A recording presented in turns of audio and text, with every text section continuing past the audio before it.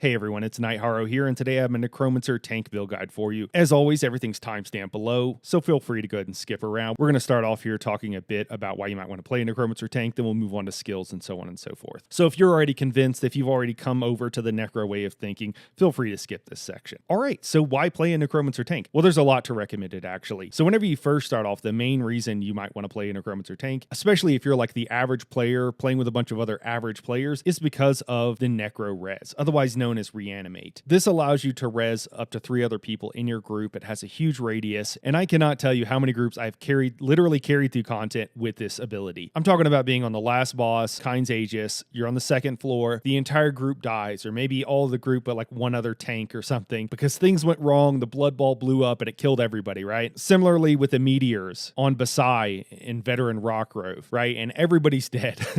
Hopefully through no fault of your own, and you can drop a Necro res and you can get up enough people that they can then get up more people, hopefully get a healer, maybe the other tank, and you can actually recover and get through content. And for most people in the game, this is something a lot of sweaty in-game players don't understand. For most people in the game, that's all you want. You're just trying to get through content, you're having fun with your friends and whatever, and you can just feel like a complete hero with a Necromancer, with the Necro res. I can't overstate it. I can't be effusive enough about how amazing the Necro res is and how good it is for the game and how good it is for new groups to be able to get them through content. On the other side of the coin, Necromancers are one of the best tanks in the game, and for a lot of fights, for a lot of the hardest fights, they're the best main tank in the game. And the reason for that is because a lot of the newer trials have damage over time as the major source of damage and the thing that really kills tanks, in addition to just having really big hits and whatever. And Necromancers have really high damage mitigation, and they have even higher damage mitigation when it comes to damage over time abilities. For those who don't know, you can't block damage over time. You can only mitigate it with various abilities and skills and resistances and what have you. And so Necromancers can get higher damage mitigation for damage over time than any other class in the game. And that's what makes them so good. So in other words, you can stay alive when other tanks couldn't, and certainly stay alive a lot easier. Now, with this, there are some serious drawbacks to a Necromancer tank. One of them is that they're not easy to learn, and they're not actually easy to play. In a lot of situations, you don't have ideal tools. You can only use your main burst heal as a tank by hitting an opponent in melee, which is a huge disadvantage in a lot of fights. And it's something you can absolutely work around and be fine in, but it will still cause you problems, and there are still issues with it. Eventually, it will become something you're concerned about, but doesn't actually stop you from clearing anything, but it takes a long time to get there. The other thing is that Necromancers have really bad stamina sustain, which is the primary resource you use to block. So they're not easy to play, they're not easy to learn, but they are really rewarding. So if that sounds like something that would interest you, if you really want to be an asset to your team, and you feel like you can put in the extra work, and I want to warn everybody, tanking is incredibly difficult. It is the hardest thing to pick up in ESO, the hardest role to pick up and learn how to play, and that's clearly demonstrated by the fact that there's so few tanks in the game, and a Necromancer is going to be on the harder scale of that. So just keep that in mind. It's not necessarily for everybody, but if you do want to learn it, if you're willing to put in the time and effort,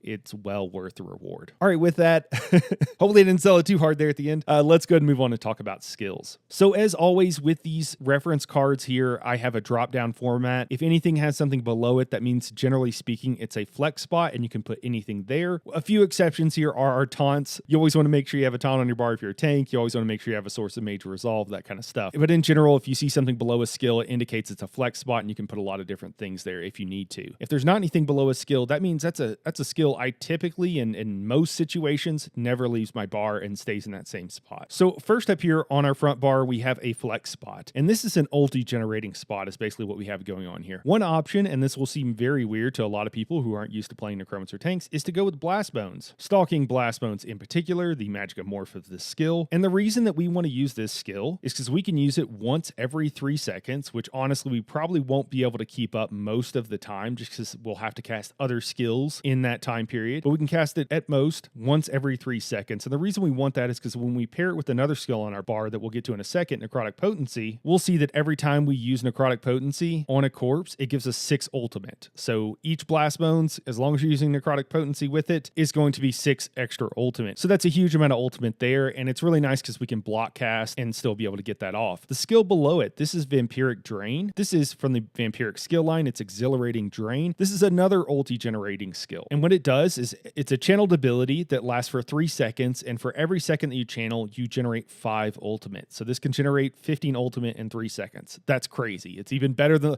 the Blast Bones is good with Dead and Pain, but this is even better. And so that's that's why we have it here. Now, this is a channeled ability, so that's going to be very difficult for new tanks to keep up. And since it is channeled, that means you can't block cast it, so you do need to be careful that you're not getting one-shotted while you're trying to use Vampiric Drain. And if you are having problems dying, this is going to be one of the first skills that someone sees you using they ask you to take off. This is not for a beginner. I would recommend sticking with Stalking Blastbones whenever you're new. This is not until you're really familiar with most fights, so you know when you can use this ability and when you can't. If you are channeling and you do see a heavy attack or something coming up, all you need to do though is hit the block button and it will cancel this ability and put up your block. So you can actually cut it pretty close with this ability, and once you learn fights really well and you're familiar with them, you can actually use it quite often. If you're at the point in the game where you're just trying to stay alive and you're not worried about ulti generation and all that kind of stuff, feel free to put some sort of survival skill here. There's nothing wrong with it. Any of our useful skills over on the side, any of the other skills we'll talk about, feel free to put them here if you are at the stage in the game where you're just trying to stay alive. After that, we have Hungry Scythe. Hungry Scythe is our main burst heal as a tank. Anytime you see an ability that scales off of your max health, think this is a tanking ability, okay? It should pop in your head, hey, this is a great tanking ability, and Hungry Scythe does that. It gives us a burst heal and then an additional heal over time for 10 seconds. There is also a passive in the Bone Tyrant skill line called Disdain Harm, and what it does is reduces our damage taken from damage over time abilities by 15% while we have a Bone Tyrant ability active, and this is one of the two main Bone Tyrant abilities that we're going to try to keep active. It's either a Hungering Scythe with the heal over time, or on our back bar, it's going to be our Beckoning Armor. Typically, those are the two main skills you have on your bar at all times that will keep that procced, and you want that procced pretty much 100% of the time. It's just a great habit to be in. That way, when you get to those hard-hitting fights, you don't have to worry about it. So keep this up, cast at least once every 10 seconds. If you don't have Beckoning Armor on, and even if you do, it's not a terrible idea to keep that heal over time up on yourself. As mentioned, this is a melee heal, and you do have to hit an opponent. There's information out there, you don't have to hit an opponent. You do need to hit somebody, so that makes it very difficult for a Necromancer taking certain fights where you can't use your main burst heal because there's nothing to hit. Maybe you're running from point A to point B or doing something else, so just keep that in mind. We'll talk about Vigor and other skills you can use whenever you are in those situations. After that, we have our Taunt. So if you're using a Sword and Board, which I highly recommend, especially if you're new, is to start off with a Sword and Board. You want to use Pierce Armor. Pierce Armor is from the Sword and Board skill line, provides us with major and minor breach, which are incredibly important for our group for making sure that all the DPS is at penetration cap. Nothing else really needs to be said with this skill. You really want a Sword and Board on a Necromancer because you really want to be able to heavy attack and get back stamina, because stamina sustain is so poor on them, at least certainly when you are starting out. Now, once you've gotten very comfortable, or maybe you already are, then switching to double Ice Staff tanking is a great way to go and something I would personally recommend. Again, if you're experienced and you can handle the stamina sustain, in which case you're going to swap this out and actually use Frost Clench. Frost Clench is from the Destruction Staff skill line. In addition to taunting, it also applies Major Maim, which reduces our target's damage done by 10% for 4 seconds, as well as helping us with our minor brittle uptimes, as it's a guaranteed application of that status effect. What that means is that in certain fights, when you're worried about damage mitigation, you do want to be casting the skill at least once every 4 seconds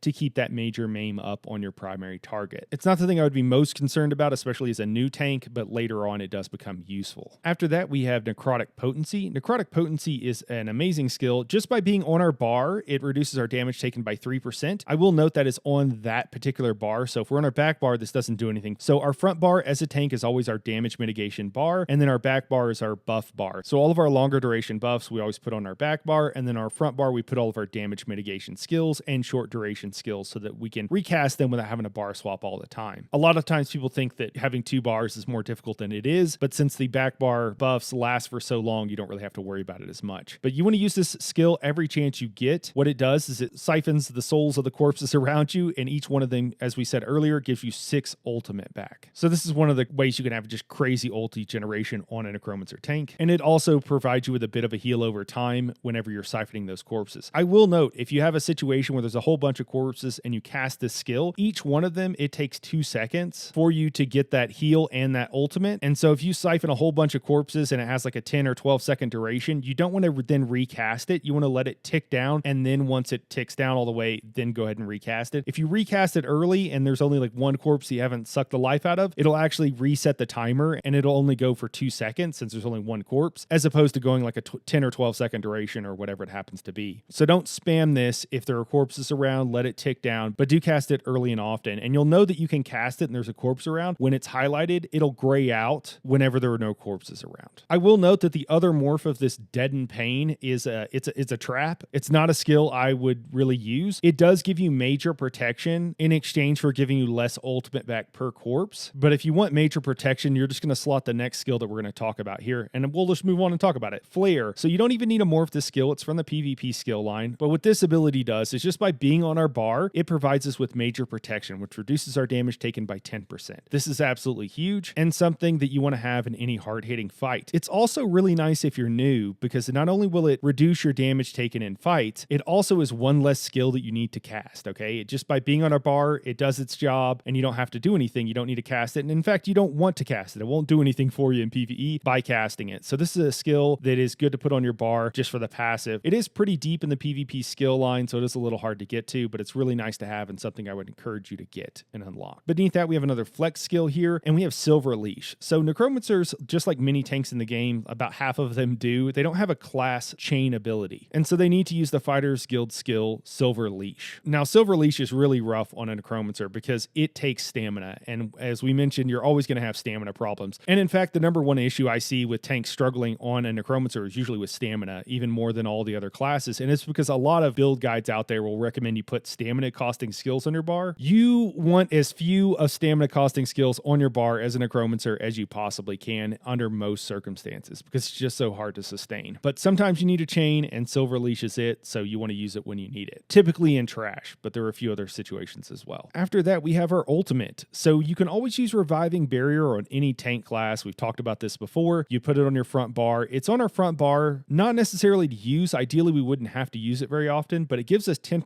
Magicka recovery just for being on our bar from passives in that skill line. And similarly, so does Flare. Just by being on our bar, it also gives us, in addition to the 10% damage reduction for major protection, it also gives us another 10% Magicka recovery. And as we'll see, all of our skills are Magicka, so more Magicka recovery is mo better. But again, typically we won't use this skill unless we really need to, or unless the raid league calls for it. If you are going to slot Reanimate, our Necro Res, this is where I would tend to put it. The reason we put it on our front bars is a passive in that skill line that will give us extra critical healing just by being on our bar. Is it make or break? Absolutely not. It's just kind of a nice to have, and you got to put it somewhere if you want it. So having it on the front bar is not a bad place. It'll give us a bit of extra healing while we're there. And then we can still run a DPS increasing ultimate on our back bar if we don't need the Necro Res, just like we would do with the barrier. If we don't need it, we just never cast it, and we just use our back bar ultimate. Another skill you could run here on our front bar ultimate is Undo from the Psijic skill line. And the reason you would run Undo, the main reason, is because it provides minor protection just by being on our bar. So if we want full damage mitigation, we're doing okay on our sustain and everything, our Magicka sustain, then you would put Undo on your front bar. The reason I don't recommend that primarily is because it's kind of a sweatier thing to do. You really need to be in like really hard-hitting fights, like hard modes, to need that. There are other sources of it, as we'll talk about with our Agony Totem, so it's not required. The other thing is that if you do take a bunch of damage, or you do run out of resources because you've been burning them really rapidly, you can actually cast it kind of as an oh shit button, and what it does, it's really weird. It'll move your position, your resources, and everything else to whatever it was 4 seconds ago. So if you were in a bad situation 4 seconds ago,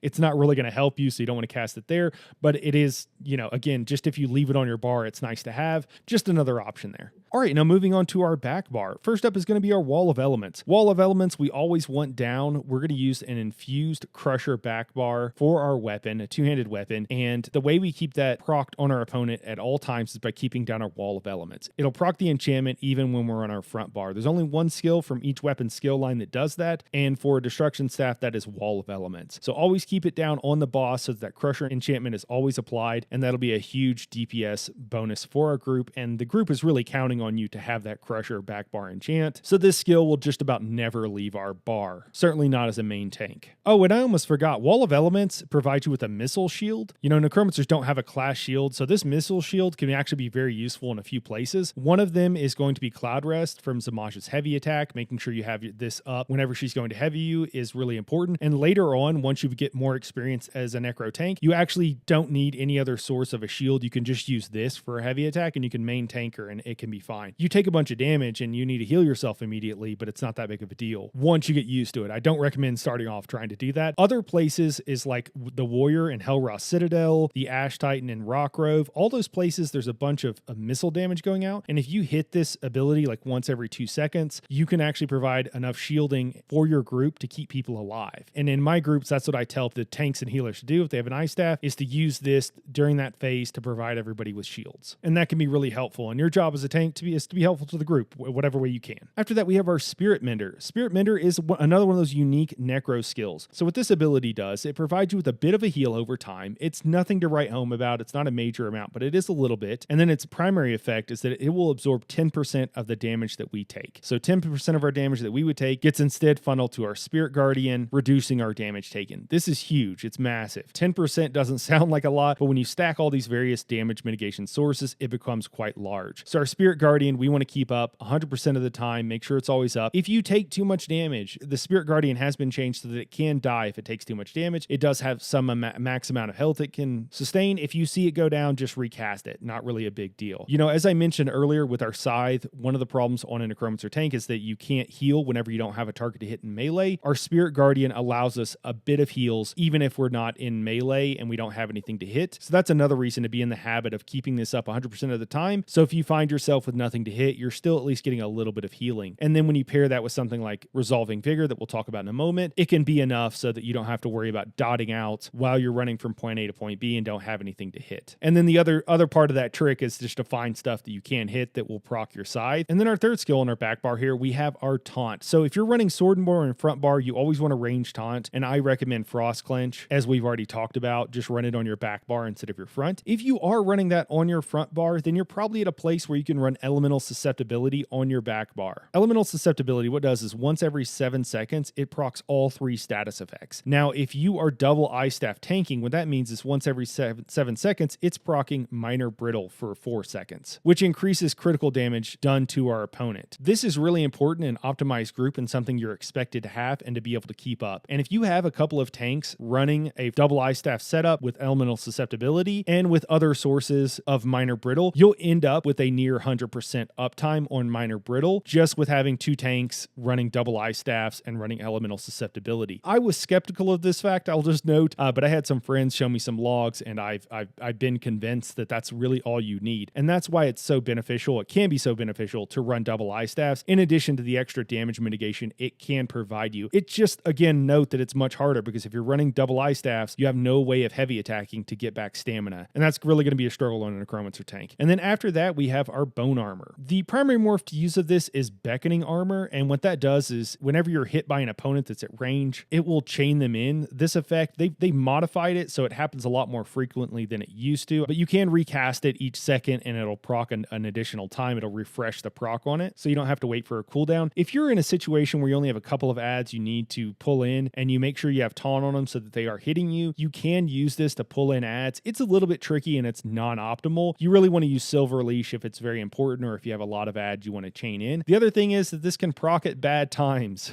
There are situations where you don't want to pull in a target because then no one else can pull them in for several seconds and it's a problem. So in that situation, you either don't want to run this, you could run the other Morph Summoner's Armor if you wanted, or you could run something like Balance, or if it's just a small window and you're not taking a lot of damage, you could also just not cast this skill and not have Major Resolve. I generally would say always have Major Resolve, but that's one situation where you might want to have it. Also, with your Bone Armor and your Spirit Mender, both of these provide a corpse whenever their duration expires, but you can also recast them early as long as half the duration or more has ticked down, and it'll re-up the skill and it will provide you with a corpse immediately. So you can use that with your Necrotic Potency. If you're in that kind of intermediate space where you're past being like a fresh tank, but you're not quite comfortable enough to be using Vamp Drain, then you can use this as a way of generating extra ultimate for you and your group. If you do want to go with another skill, then I would recommend Balance, or if you just want a lot of Magicka recovery. Balance doesn't actually have a Magicka cost to cast like most of our skills. It actually costs health. Now, whenever you're in a group setting, you'll typically have a healer providing more than enough heals to cover the cost of this ability and many times over. And in addition to providing us with Major Resolve, it also provides us with a bunch of Magicka. And when you look at the swing on this compared to casting Beckoning Armor is going to cost about 2,000 after your reduced cost glyphs that you have on your bar, maybe a little bit less. And then Balance is going to give you back 3,000 Magicka. So that's a difference of 5,000 Magicka that you now have that you didn't have before. So balance can be really nice on all classes in certain situations, but certainly on a Necromancer.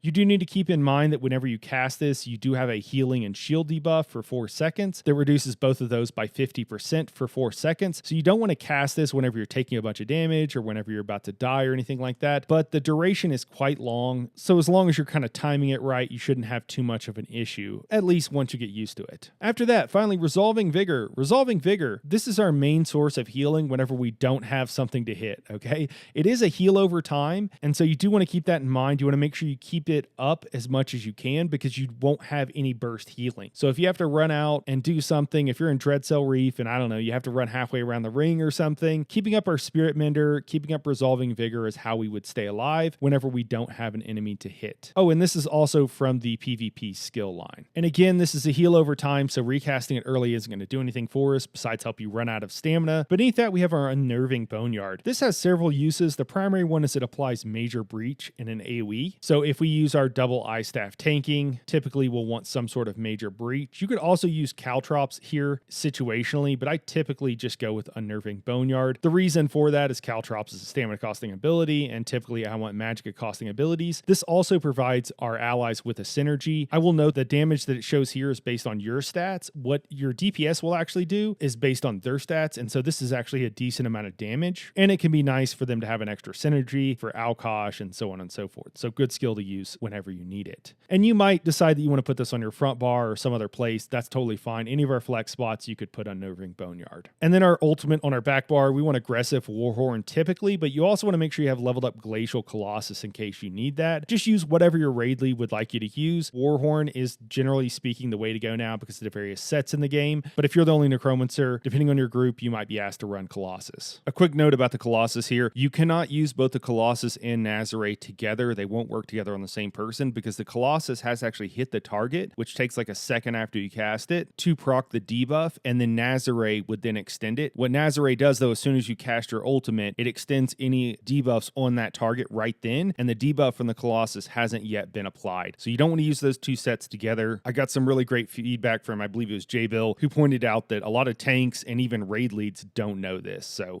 please don't use these two sets together. You want to either put Nazare on someone else or do something different. All right, now we're going to talk about our useful skills here in a second, some of our flex skills, but let's actually take a moment and let's talk about some traps on a Necromancer because there's a lot of bad advice out there and there's a lot of skills you really don't want to use. Actually, we'll start off here with Caltrops. Caltrops is something I often see in trials on a boss fight being ran by the tank to proc Powerful Assault. I would strongly discourage you from doing that. Having the extra heal from Resolving Vigor is really nice. In a lot of situations, it also makes sure we have Minor Resolve procced on us at all times if we're keeping up PA. And a lot of times the Caltrops just isn't needed, so it's doing literally nothing. And it's better to make sure that you have 100% Minor Resolve uptime as well as having a heal. So that's why I would tend to use that. There's nothing wrong with Caltrops. Sure, you could use it, but I typically wouldn't use it in a trial setting to proc PA. You should have many sources of Major Breach going down. And that's part of what Elemental Susceptibility applies. So you don't need it in a huge AoE applying to a bunch of opponents because you have Elemental Susceptibility already on your primary targets. Deaden Pain, I think we kind of talked about that briefly. That's another trap. You really don't need the major protection from that. You could use it, but I just would in most situations. I would use Flare. I've never not had the bar space for Flare and just been in survival mode and wanted to use Deaden Pain. I'm not saying it's wrong or horrible to do, but it's not something I would do. Another thing is our Bone Goliath, our transformation, our Bone Goliath. The problem with this skill is a lot of damage that you take now, a lot of the hard-hitting fights, particularly in Rockrove and Dreadcell Reef and a few other places, is based off of your maximum health. So if you have more health, you actually die quicker. So in those situations, proccing Bone Goliath, it's like insta-death. It like kills you in a couple of seconds because now you're taking even more damage and it's just kind of crazy. So unfortunately, it looks so cool, seems so fun, but it's primarily a PvP skill. I wouldn't use it in most content because you really need to know exactly where you can use it to be able to, and I just wouldn't recommend it. Necros have a lot of damage mitigation to begin with, and so if you're just playing right, you won't need it. It won't be an issue for you. Oh, and then probably the biggest trap that I see is Mortal Coil. Mortal Coil, what this does is it siphons a corpse, and then while you're siphoning the corpse, it gives you 170 magic and stamina recovery. The thing is, recovery procs every 2 seconds. That means that on average, this gives you back 85 stamina a second. That is just not enough to justify the bar space. It's just not good. Most other classes have some way of getting getting back stamina while they're blocking. And 2A1, like I think they're all at least twice as good as this. Okay.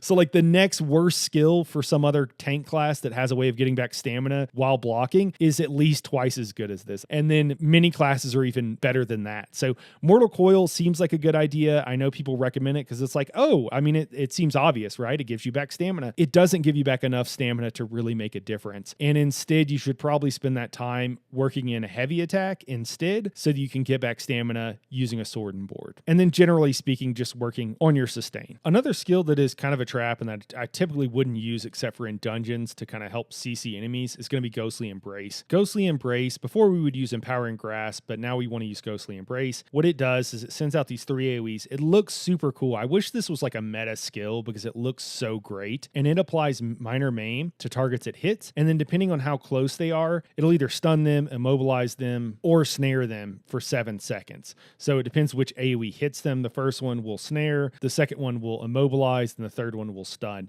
And that's really fun to use in trash. It's kind of a fun skill to use. And it looks awesome. I really wish they would rework this skill so that we could use it. All right, I might remember a few more, but let's go ahead and talk about some of our useful skills here. So first up is Pulsar. Pulsar is what you use in trash on your ice staff. So even if you're running sword and board front bar, you put Pulsar on your back bar in trash and you cast it early and often. What it does is it applies brittle and an AoE, as well as reducing the hit points of some of the smaller targets like the non-elite ads. It'll actually reduce their total hit points, meaning that they will die faster. And it's just really useful in trash. So you want to throw this on your back bar in lieu of something that you don't need in trash. You could even swap out Wall of Elements since that only procs your enchantment on one target. But any skill in your back bar that you don't need for trash, you could swap out and throw on Pulsar. After that, we have Expunge and Modify. So this is a really niche skill, but it can be very useful. What this does is it removes 2 negative effects each time we cast it, and it restores 500 magic and stamina for each negative effect removed. So there's only a handful of situations that you really need to purge yourself, and no one might be around to purge you. And so you'll use this skill. It will highlight and gray out. It'll gray out when you can't use it, and then it'll look like a normal skill whenever you do have something worth purging. You find more uses for this in dungeons, but there are a handful of fights in trials you can also use this for. I will note that it only cleanses you, so it's not of help to the group, but it is a pretty good flex skill, and the fact that it actually gives back quite a bit of stamina whenever you use it can also be very nice. The triplets and Halls of Fabrication, the chickens on the first boss, if you're not doing sweaty strats, can also be useful. Maw of Lorcage on the twins. There's plenty of places where you could use this, and it'll help keep you alive, and you're only really worried about yourself in that situation. And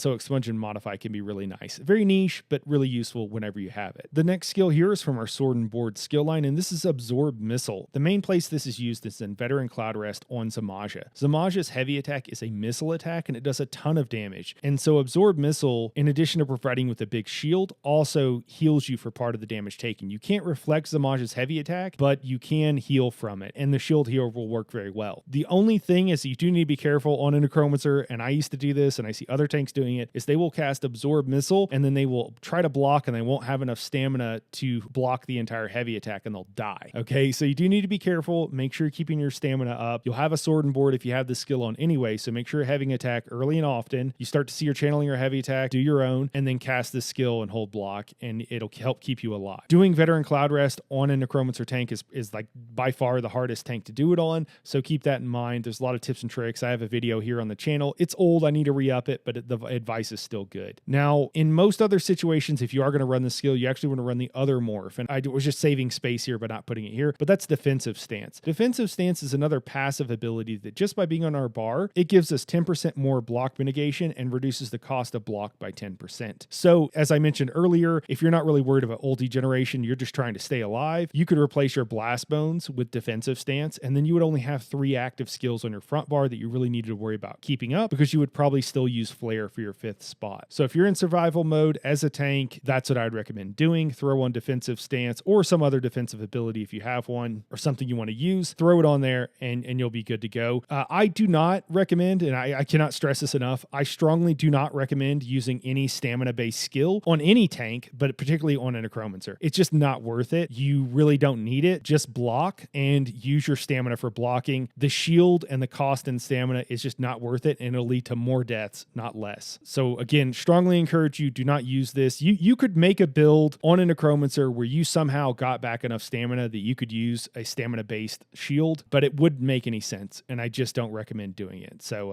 I don't want to overstate it, but it's hard to overstate how much I do not recommend using any stamina-based shield on any tank, but particularly on a Necromancer. After that, we have Efficient Purge. Efficient Purge is from the PvP skill line. This ability, we really need to get it and get it morphed to Efficient Purge, because otherwise it costs like 8,000 Magicka, and even Efficient Purge, when it's fully morphed, still costs like 4,500. Okay, it's still incredibly expensive, but there are a few fights where you absolutely need to help purge the group, and if you are asked to have it, you want to have it. So Efficient Purge from the PvP skill line, I recommend unlocking it and getting it leveled up. After that, we have Race Against Time. I should have like an asterisk by this skill. This is an incredibly important skill for a tank, and it's just so nice for quality of life as well. Race Against Time, whenever we use this, it removes all snaring effects from us and then gives us a brief burst of speed. It gives us major expedition, increasing our speed by 30% for 4 seconds. The reason this is so nice on a Necromancer is because Necromancers don't have a source of speed. A lot of classes have some sort of either major or minor expedition, or even both, and it's so nice on a tank to be fast sometimes, and also getting those snare effects removed is also really nice. So Race Against Time is a great skill, and one I would personally recommend you get. It is from the Psijic skill line. You do need to go a little bit into the Psijic skill line, I think like level 5-ish or so, which can be really annoying, but honestly, I think it's really worth it. Doing Halls of Fabrication when you have those Magicka draining and slowing electricity beams is really annoying, and Race Against Time is really helpful there. But any mechanic where you're swapping with a tank, like the twins in Dreadcell Reef, the first boss, I like to use this then. You know, as a new tank, it's really good to use to get from point A to point B. Similarly with the triplets, whenever you're swapping, Race Against Time, it's a great skill, really nice quality of life, totally recommend it. Can also be nice in trash too, so that you can keep in front of your group. Tons of reasons to recommend this skill. It's not required, but it is really nice to have. Cloud Rest as well. You need some source of major expedition sometimes to really get across the arena whenever you're new, and so this can be very helpful. You don't strictly need it like later on, but it's really helpful. Something I would highly recommend. Beneath that, we have Overflowing Altar. This is from the Undaunted skill line. The reason this is on our flex spot, this is an amazing skill, but typically a healer can and should be running this, even in like a dungeon setting, but sometimes you might need to run it, and sometimes it can be useful for your group. If you have people that are learning in Cloud Rest down in the portals, you can drop an altar so that they can use a synergy to heal themselves. Overflowing Altar is the way to go. The extra health cost doesn't really matter to us much as a tank, and instead of healing for 40% of the target's max health, it heals for 65%. So it's well over 50% increase compared to the other morph in healing received by your target. So yeah, absolutely go with Overflowing Altar. And again, they use it just by using a synergy, and it'll pop up to the top of their synergy stack if they get to low health, and that can save the day. It can be really nice. And then our last skill here is going to be Agony Totem. Agony Totem is just kind of a nice to have skill. It provides us with minor protection, which reduces our damage taken by 5%, which is really nice because we don't really have another source of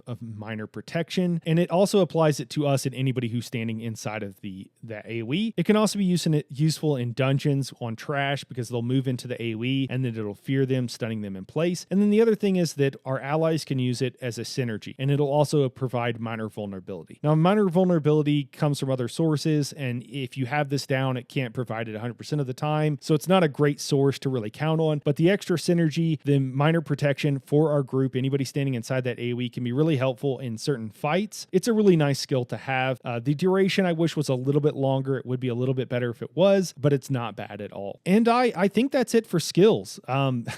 If you have any questions, or if there's anything I didn't cover, like, hey, why didn't you recommend this? Just drop it in the comments down below. We'll go ahead and move on and talk about everything else. All right, now moving on to our basic gear setup. So for our main tank, I typically recommend Saxhleel, Turning Tide, Tremor Scale if you don't have Alkosh in group, or Nazare if you do. And then for the off tank, I recommend Pearlescent Ward, Powerful Assault, Nazare, or you could just use some sort of flex spot, something like Ultigen, like Baron Zadras. That works really great with Elemental Susceptibility, otherwise known as Elisus. And that's the basic setup I would have there. I would note that a lot of people like to run Pearlescent Ward on their main tank and Saxhleel on their off tank. That's also totally fine. I mean, it's 6 one way, half dozen the other. It doesn't really matter. Whatever you want to do. I will note, as an off tank, trying to keep up Powerful Assault can be very hard to do and will be challenging with your stamina sustain. Just make sure you're heavy attacking with your sword and board early and often, and that'll help you sustain. You can run double eye staff and be a main tank and run powerful assault. Like, it's possible to do. You just have to be very careful about managing your resources,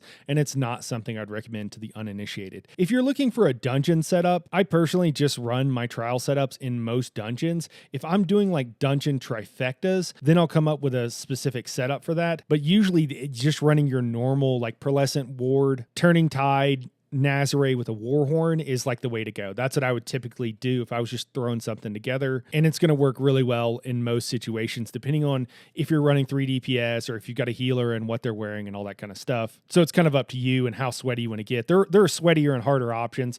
I might just do that as its own video, but for 99% of people running 99% of dungeons, you're only giving the buffs to 2 other DPS in most groups. And so, getting 5% extra damage isn't as big of a deal. That's just one of the things to consider. A lot of times people try to over optimize dungeons. It's useful to do. You can do some really fun burn strats and stuff like that, but it's not useful or needed for most groups. And maybe you guys want me to talk more about dungeons, and if so, just leave a comment below and maybe I'll make it its own video and start incorporating it into these build guides more. For our traits, we want reinforced. I recommend reinforced on all of our main body pieces. Again, I've done a calculator. I've talked about this more in my other videos, but I personally recommend 5 reinforced on all of our big pieces and then 2 pieces of sturdy. You just really want to make sure you get to resistance cap, depending on what race you're on and what setup you have. For weapons, on the front bar, you can really do anything you want. On the back bar, you always want an infused Crusher enchant. So things to run on the front bar, you could run Charge, you can run Decisive. Charge for the status effect, Decisive for the ulti gen. Infused is really good all around because then you can just change whatever enchant you want. And then on your front bar enchant, a lot of times running like an absorbed stamina is a really good way to go whenever you're starting out a Necromancer. Eventually you won't need that, but as long as you're light attacking, that extra stamina back isn't insignificant. And then for our jewelry really depends. If you're in an unoptimized group, you're not getting any synergies, you're running pugs, I personally would recommend running 3 infused with reduced cost enchants, typically reduced magicka cost, but you could also run Tristat reduced cost if you're having to PA a lot, or if you're having problems with stamina sustain. I would run 3 infused with 3 either Tristat reduced cost or 3 magicka reduced costs, or some mixture of the two. If you were in optimized groups, right, and you're getting plenty of synergies, the groups aren't dying, things are going quickly, the best thing to do is actually run 3 harmony and then also still have those same reduced enchantments on them. So as kind of a middle ground, what I'm actually running a lot of times right now is 2 infused and then 1 harmony with the reduced cost enchants on them. So a bit of choose your own adventure. If you're new and you're unsure what to do, just go with infused. You might forget to take synergies. You might not be getting synergies if your other group is just as new as you. And so that would be a better way to go. If you know you're going to be running with optimized groups that do sweaty strats and organized and what have you, then harmony is going to be just fine for you. But infused is by far the best all around. And while it's not nearly as good as harmony, it's good enough if you learn how to manage your resources. Then moving on to CP. CP is fairly straightforward. Typically, I don't ever take off Duelist Rebuff, Enduring Resolve, or Ironclad. And that's because single target damage and direct damage is their heavy attacks. Damage over time, we already mentioned there's no way to block it. And so having sources like this of damage mitigation is the only way you can really reduce that damage, and resistances and other buffs and debuffs. So those are the 3 that I typically don't take off my bar. And then after that, if we're not at resistance cap, we need more resistance, then I recommend Bulwark. And if you don't need Bulwark, then you can kind of flex this out and use whatever you'd like. I have long recommended Foresight as kind of a CP that nobody really talks about, but Foresight can actually be really good. Whenever you drink a potion, it reduces the cost of your magicka and stamina healing abilities by 75% for 6 seconds. That's huge. If you're trying to keep up PA, this can help you because it reduces the cost of your vigor by 75%. In addition,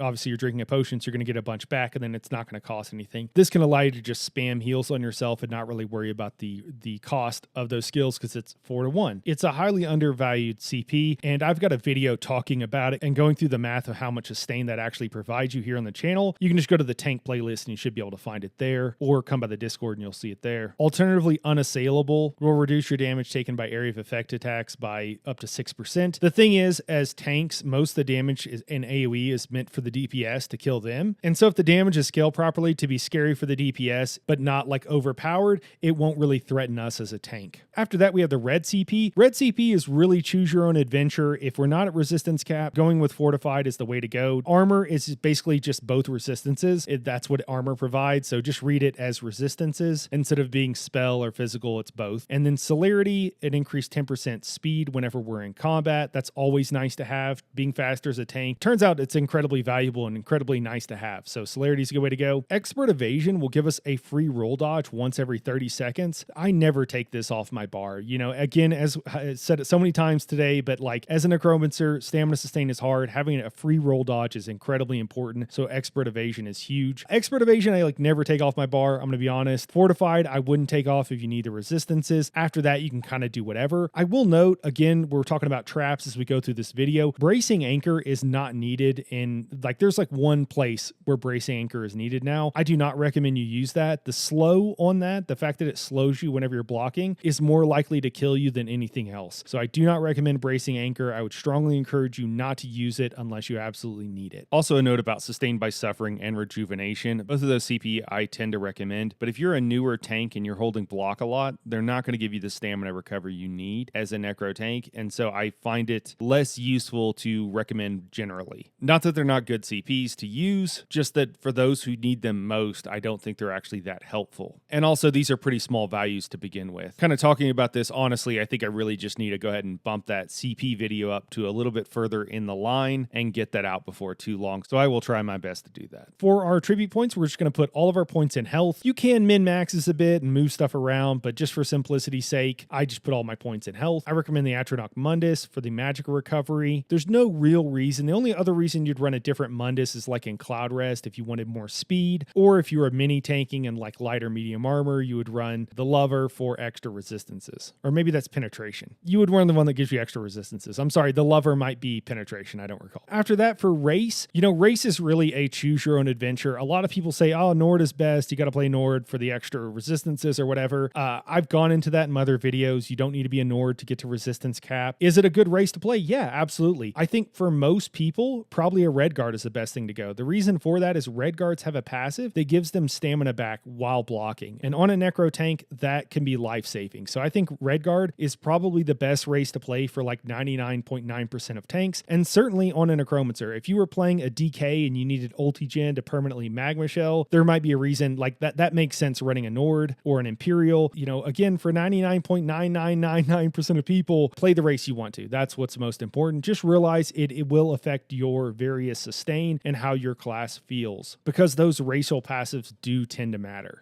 All the ones that I recommend here, Bretons have the best Magicka sustain, Red Guards have the best stamina sustain, Nord has the highest resistances, Argonian is fun, but also kind of works differently because you drink potions and you get back extra resources, and then Imperial just has reduced cost of everything, so probably one of the best sustain overall, just kind of general. So Breton for Mag, Red Guard for Stam, Imperial for just all around. And then for food, I recommend Jewels of Misrule. You can also use Orzaga's Red Frothgar. It's just very expensive and also doesn't give you back any stamina recovery, so I personally recommend Jewels of Misrule is the way to go. It's cheap, it works really well, and it's almost as good as the best in slot food. And then for potions, you always want to use on any tank Tri-Stat potions to give you back Magicka, stamina, and health, as well as increasing those recoveries on those three things. So that's why you want those. I don't recommend drinking them off of cooldown. I recommend drinking them whenever you need them. And then also make sure that you're spec'd into the alchemy skill line, into the medicinal use passive. That will increase the duration of all those buffs that you get from drinking that potion. And then the resistance cap we want to aim for is a little over 33,000, okay? And again, I'll link the calculator down below and you can kind of go and play with it yourself. And I think that's it for today. I know that was a lot. If you have questions, you can always ask me down in the comments below, but it can be kind of hard to have a conversation there. You can also come by the That Was in the Boss Discord, which is the Discord I run. We are primarily a Trials guild, but we have help channels. Doesn't matter if you're on console, doesn't matter if you're on EU, come by. We'll be glad to talk with you. And maybe you have some knowledge you want to share and help answer questions for other new people. So come by and check it out. We'd love to have you. And if you really like this guide, consider becoming a channel member. That's just a way you can help me out and help me make more guides. But anyways, that's it for today, guys. I appreciate everyone watching, and we'll catch you in the next one.